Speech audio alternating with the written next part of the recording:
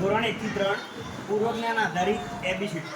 આમ તો લગભગ બધા જ બાળકોને એબીસીડી આવડી જતી હોય છે, પણ જે બાળકોને એબીસીડી ન આવડતી હોય એના માટે ખાસ એક પ્રયત્ન કર્યો છે. તો જુઓ કેવી રીતે આપણે કરીએ છીએ. તો સૌથી પહેલાં બાળકને શૂન્યની ખબર હોય તો એના આધારે આપણે વધી શકીએ. O, Q, P, R અને B.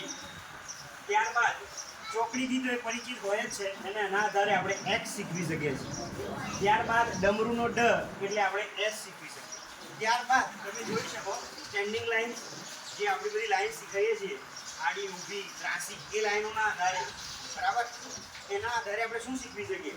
I, X, T, J, L, Z, K, E અને F.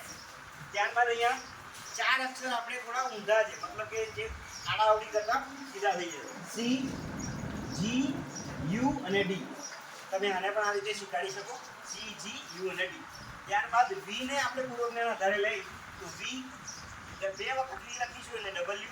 ત્યારબાદ V ની નીચે લીટો કરતા, V ની નીચે આમ લીટો કરશું ને Y. ત્યારબાદ V ને ઊંધો કરતા A, V ની નીચે એક સાઈડ લાઈન કરતા L, V ની બાજુમાં બંને સાઈડ જો લાઈન કરીશું તો M. આમ બાળકોને આપણે સરસ મજાની એબીસીડી શીખવી શકીએ છીએ.